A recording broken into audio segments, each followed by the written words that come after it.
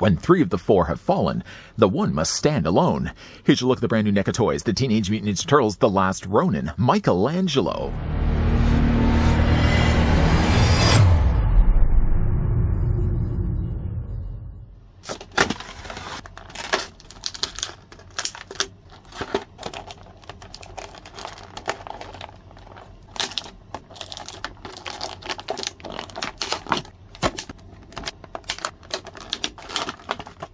Who is the last Ronin? In a future battle-ravaged New York City, a lone surviving turtle embarks on a seemingly hopeless mission, seeking justice for the family he lost. From legendary TMNT co-creators Kevin Eastman and Peter Laird, get ready for the final story of the Teenage Mutant Ninja Turtles, 3 decades in the making.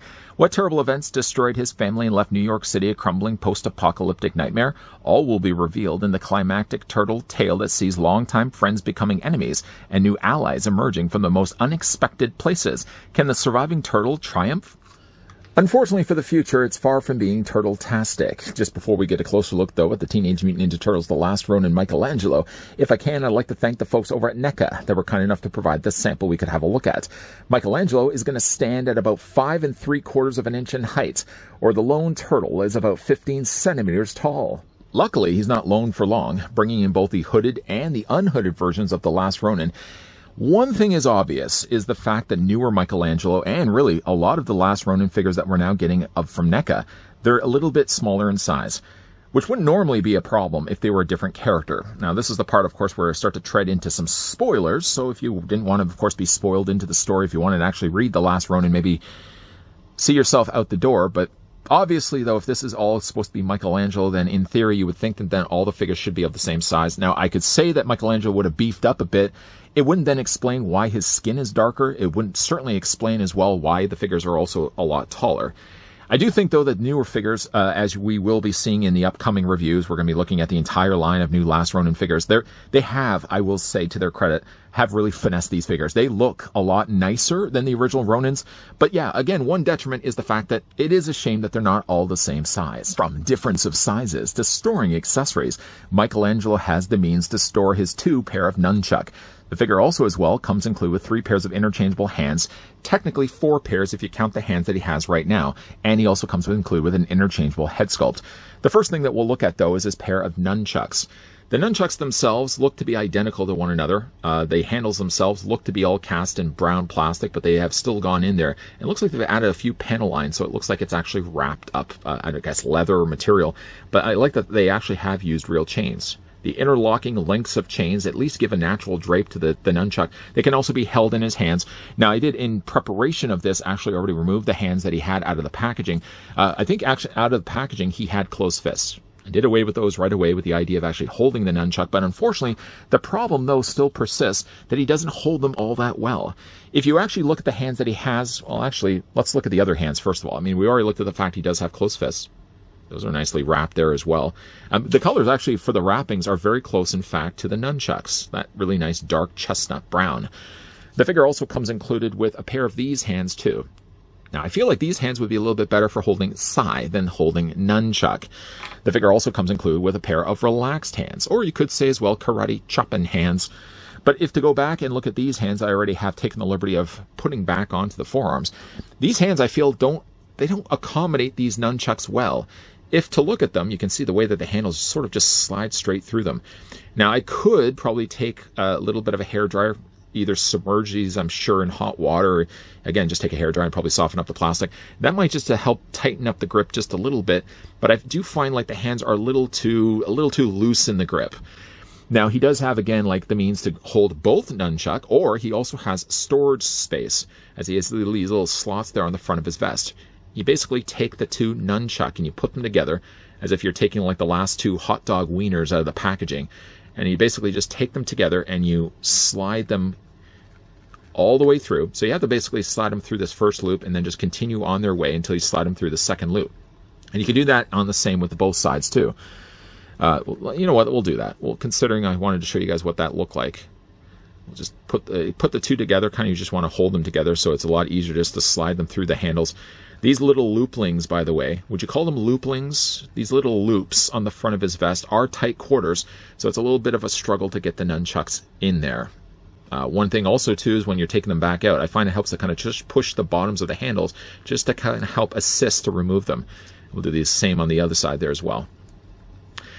Normally, though, I mean, with the way he grips the nunchuck isn't so much of a bad thing. The problem that I sort of had at the beginning of this review, though, is that with only the single hinge in his elbow, he technically does have, really to be fair, a double hinge. The hinge is at the top, though, but he does technically also have a shoulder pad that kind of gets in the way, or an elbow pad that gets in the way.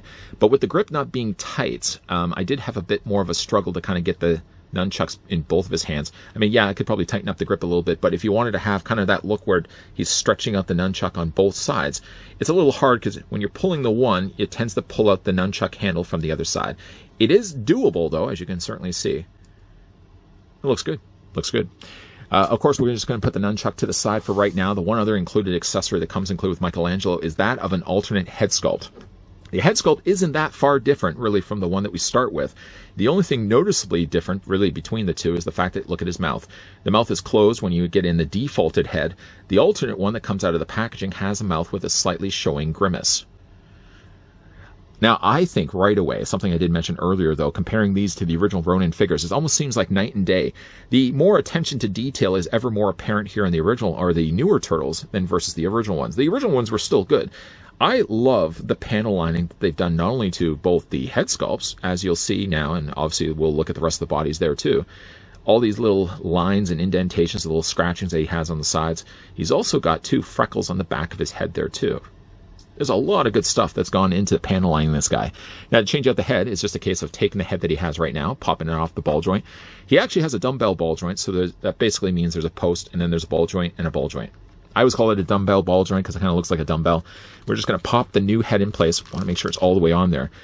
And I feel like, even though like the heads are really close to one another, I mean, there's not a lot of difference. You could say, if making the argument, maybe they could have given a little more of an exaggerated face sculpt, a screaming face, something along those lines. But I think there's at least enough of a change that you can look at the two and just not think that they're identical pieces.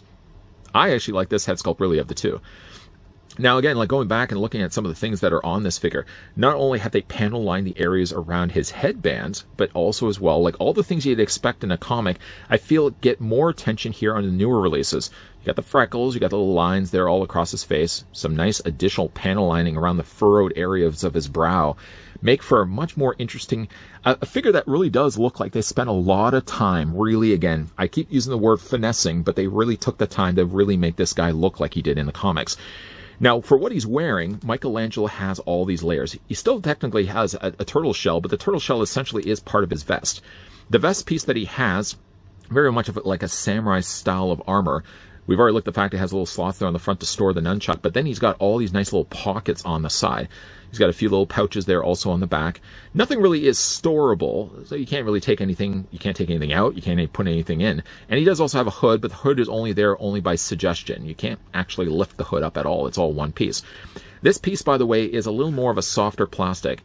I was actually surprised that this could depress as much as it did, because I thought there would be pretty much like a hard body underneath and there would just be like a softer appliance over top. But there's actually a fair bit of give to the actual appliance or the rubber piece that they put over top of his body. It's pretty soft also on the back there too. You can see by the way I'm squeezing that in. But again, like the shell is there, but the shell is only really there as one piece with the hood, and all of this is kind of self-contained as one piece over top of his body. It looks good though. I think there's a lot of cool colors going on here. A lot of really kept to more earth colors. Lots of browns, lots of oranges, lots of yellows. You can also see as well he's got the front half of his half shell on the front of his body. It's kind of a little more tucked in there. It's a little harder to make out. The nice wrappings there he has on the tops of his shoulders. Of course, he does have his elbow pads there and wrappings also around his forearms. There's a lot, again, good stuff going on here with Michelangelo, as we will be looking at in the upcoming review of Leonardo. Leonardo, again, kind of keeps the colors kind of very much the same here as Michelangelo. Of course, there are going to be notable color changes. Instead of the orange bandana, it's going to obviously be the blue. But overall, like, again, really nice looking figure. I'm really happy with how this one turned out. Now, the articulation on this guy is going to be about the same as what you would expect. If you were to like close your eyes and kind of think, okay, he would have it here, he would have it here. Like, I actually have my eyes closed right now. Here, here. Okay, he basically has it where you'd expect it to be. We already looked at the fact the figure does have a ball joint. It's a one up here, and it's one down here. So between the two, the figure does actually have quite a range to work with. Head looks back and forth. For all intents and purposes, you could rotate it all the way around as well. But the head looks down about that far, it looks up that high, and you can also move the head back and forth too. That's the benefit, and one thing that I'm glad NECA does do a lot with, like that dumbbell ball joint system. A singular post would have worked just as fine, but to get really those low looks like this, that is really where that second ball joint comes to play. Now, when it comes to his arms, now the arms, I would think, would have been a little bit more limited, and they are a little more limited on this side than they are on this side for the obvious reasons that he has a lot less shoulder molding here on the sides. Got a lot more going on this side, so it means that you can't quite move his arms up as much. This could succeed as 90 degrees. This would succeed, I think, a little bit more at 45 degrees. The arms do, of course, rotate all the way around if you want to. And that obviously works on this side, too. The figure does have a swivel in his bicep. He has what almost even looks like a single hinge, and that's maybe why I made the goof of saying it was a single hinge at the beginning of the review. In actual fact, he has actually a double hinge in his elbow. Although, without dropping the head off, let's just pop the head back in place. There we go. Yeah, I didn't have it all the way on there. Looking at the back, that's really where you get the chance to see that there's a double hinge there on the elbow. The thing, unfortunately, about it, though, is that he has such bicep mass that it's impossible to bend the elbow at 2 points. I have that similar problem. Hands rotate all the way around. You can also hinge them back and forth. The upper torso, though there's a lot going on layer-wise, manages still to pull off a full ball joint, so you can rotate that all the way around. Legs still succeed in splitting, about that far. You can take the legs and move forward. You can move them back. There's a swivel at the top of the thigh. Once again, you get a double hinge on the knee, but I mean, to look at the hinge is further down here. It's actually more closer to his calf. It doesn't really give you, I don't feel, a successful double hinge, but I think for where the hinge actually is for the top, it's more than enough to get the bendability where you really want to get the figure. You know, as a side note too, like, even though he doesn't have a lot of shell going on the back of the figure's body, I've noticed, though, he's very back heavy. And it might just be with all the molding that they've got on the back here that probably just aids to help make the figure a little bit more unstable when it comes to getting this guy to stand, just because, again, like, there's a lot more weight here on the back of the figure's body. But going back, though, down to the legs, the ankles do have an ankle rocker. You can pivot them back and forth this way as well. And in case you do have problems, by the way, even though the figure doesn't come included with one, he does also have peg holes supported on the bottoms of his heels, so you can have the figures displayed that way too. All in all, though, I'm really happy with how this one turned out. Big fan of The Last Ronin. And even though I really was a big fan, though, and just getting this guy to stand, even though I really was a big fan of the original Last Ronin figures, the thing about it, though, is, again, like, the size difference is, it's hard to overlook the fact that if these are supposed to be, of course, the same characters, you would think that they would be of the same sizes.